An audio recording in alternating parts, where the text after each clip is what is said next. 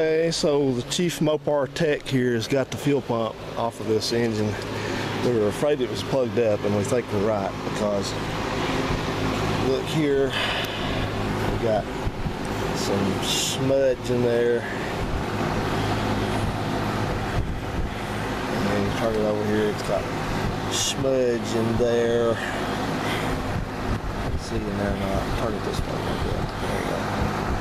So anyway, we're going to see if somebody we can dig that out. We don't know if it's all the way through it or not. But this again is from running it with bad gas going through the system, and it just turned to carbon. Yeah. So we're gonna work on that. I'm gonna get Phil something. He's gonna dig on that a little bit. We'll see what we're gonna do with it. Get some carb cleaner. It looks like it's a brand new. Yeah, I got some of that too. A brand new fuel pump. Yeah. I don't know the story about this car. This guy said it was running, but it just looks like he did a lot of stuff to it, and then just let it sit for a lot longer after that. So, yeah. All right. So we'll see what we can do.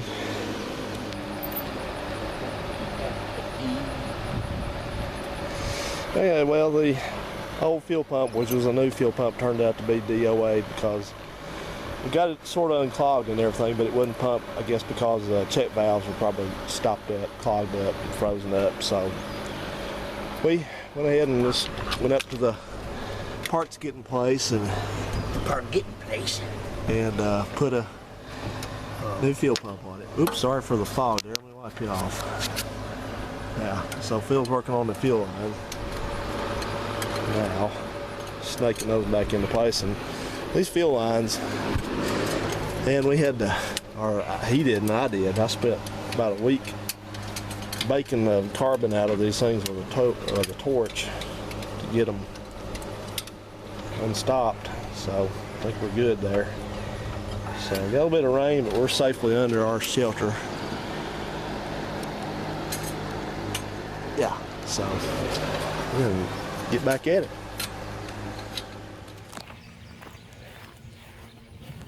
Okay, Phil, you ready up there? Yep, ready. All right. I'm not, but here we go.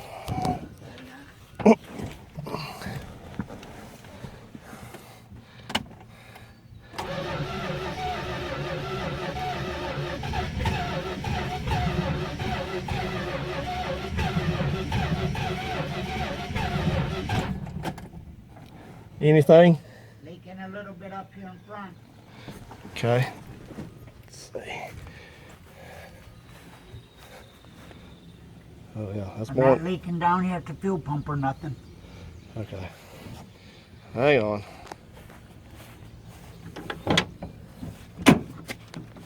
Clear?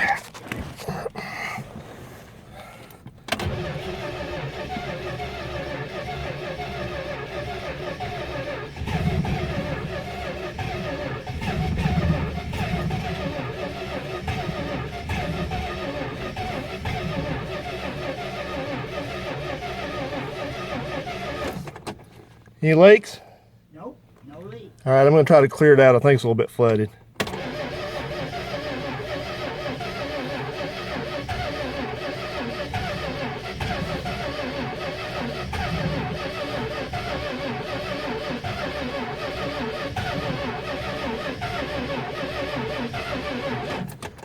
All right, let's let it rest.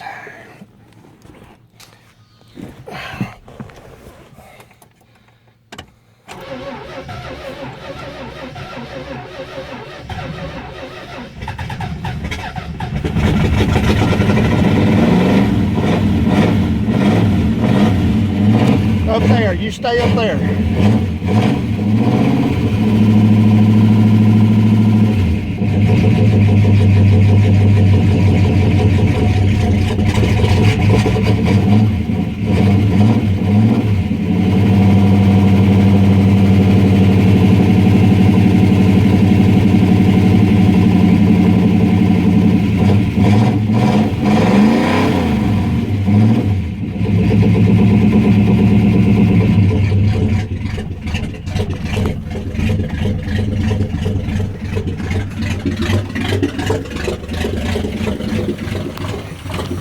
I got to set the idle up a little. All right. Take two.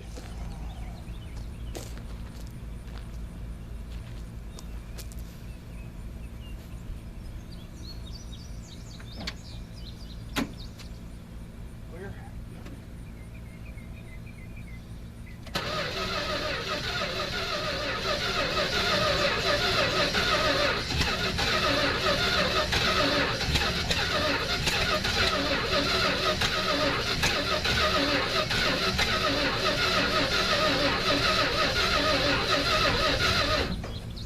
Any leaks? Nope, no leak. All right, I'm gonna try to clear it out. I think it's gonna be clear.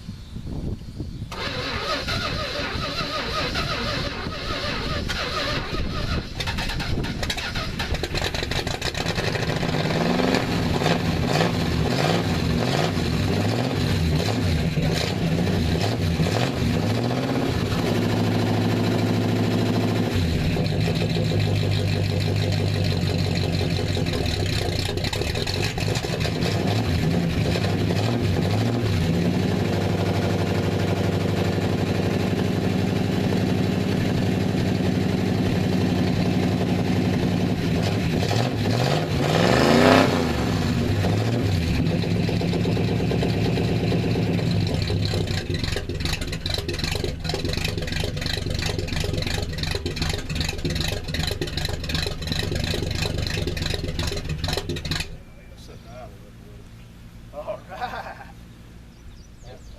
You can't run away. No, you're blowing stuff I at me. know, but you were heading around this way. You're the front man. You got to be the front man.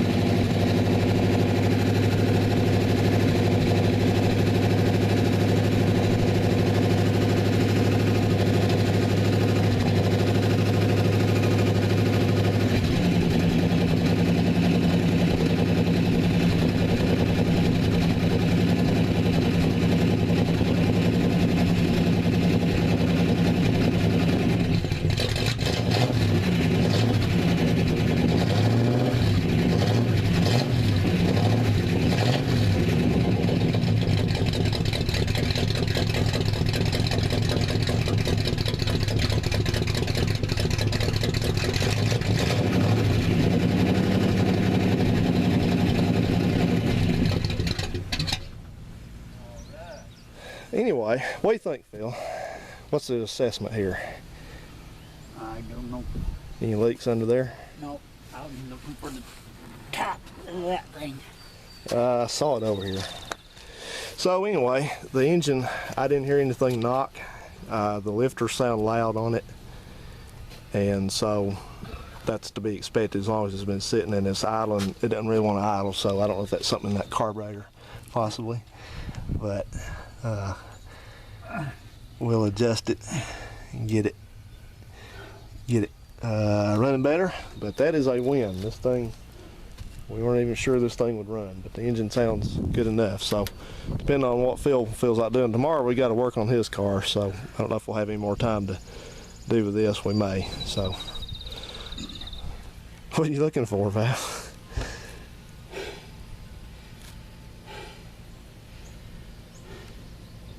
Can I ask you again what you're looking for? Oh, the top of that tape. Right. Oh, I saw that. Where's that camera at? Here it is. Held on me? No, don't touch the camera. I'm not. Not even, no. I'm gonna get that camera out of there. Here. That's what I was looking for, so I wouldn't get it, touch it. The camera's going away for now. All right, so yeah, I've kind of, Phil is an excellent helper, but he forgets sometimes that I kind of get tense when we're doing stuff like this, and I have to kind of reduce the joking and the grabbing stuff and the leaning in to get stuff to a minimum until we succeed, which we did. So hey, it didn't even backfire. I thought sure we'd have a backfire of the carburetor, at least one. Now Phil's gonna be mad at me now. He's not gonna talk to me because I snapped at him. But you can snap at me if you want to. Call me a name. Go ahead. You can. No, go ahead and say it. You know you're gonna say it. Say it. Say it. Say what? Say what you want to say. You won't tell me off, don't you? Not a thing. No, we've done this all the time. Last time was when we were at the junkyard and you got all bent out of shape because I was talking about the front end of the car. I said, don't get near it, don't touch it. Guess who does that to me though? Not you. My brother does that. He's that way to me. He's that worse. He tells me, he says, I'm doing this. He says, don't get near this. Don't, you know. He just cuts to the chase and cuts to the bone while he says it.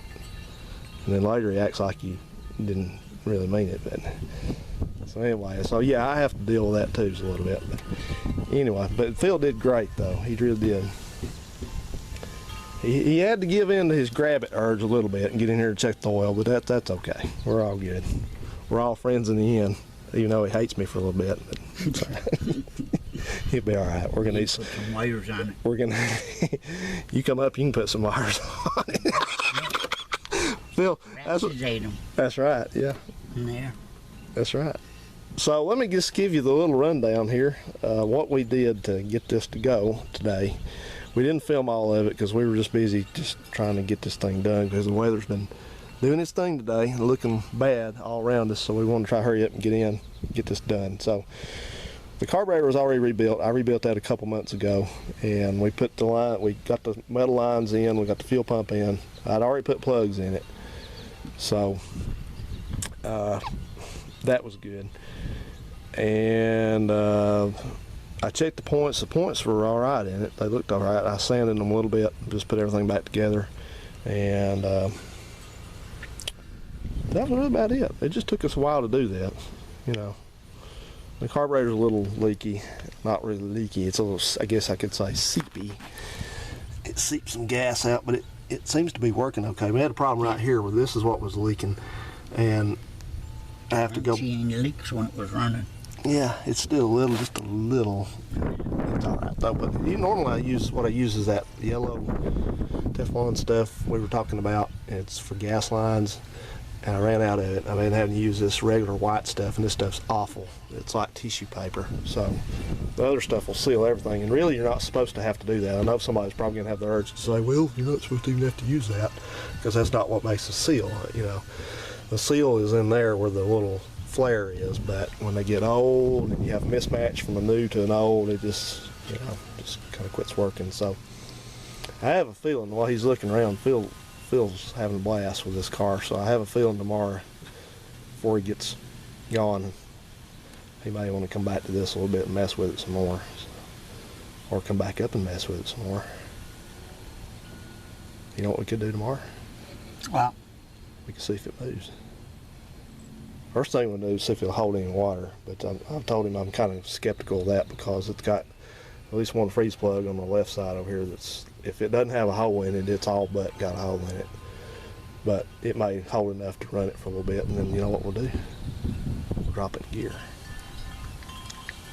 You know what's better than that? Since I snapped at you and was kind of a butthole to you, I'll let you drop it in gear. I might even let you start it, Phil. Engine's nasty. Yeah, he wants to clean that engine real bad, but actually, since I'm the owner of the car and the engine, I'm going to overrule him on that one. I'm going to leave it like this until we make sure it runs good and get all that, because he wants to bad. See him looking. It's nasty. If he could distract me long enough to go somewhere, like tell me that he wanted me to go pick us up a pizza or something, yeah, I tell y'all what would happen. He'd be right in there looking for gunk, and he'd be out here doing this, and then when I get back, he'd say, all right, it's already done. What are you going to do about it? What are you going to do? Put grease back on it? Can't do anything now. Already done it. Would. Yeah, Phil loves his engines. Clean engines. I'll clean it up at some point, but all right. Well, you got anything else for us to say to folks before we sign it off? Yeah, it sounded good. It's a little shaky, but it's running on all 8 cylinders, so that was the main thing. And I'll have to review this video back there. You saw that smoke came out. That's because this thing was soaking with ATF, you know, for a month. So hopefully that'll go away. The only fear I have about it is it's getting stuck rings, which the reason why it started so hard the first time is because it didn't have enough compression. That's why it was, you know, you could hear it sort of turning over. It didn't sound like it was, you know, it didn't sound like team. It's just kind of. So we came up here, and right before we got to start, we came up and gave the slug a starting fluid, and that did it. I like that. So you can't keep using starting fluid because you get them hooked on it. Isn't that right?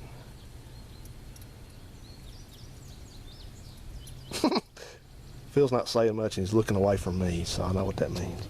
All right. I'm just looking. All right, bud. Well, I'm going to sign off. Guys, we're going to wrap it up and get our stuff cleaned up, and I guess we're going to... Get sprinkling. Yeah, we need to get cleaned up, so let's do that. Thanks for watching. It lives, it lives. It's alive. And one last thing before we go, I'd like to again say, happy birthday, America.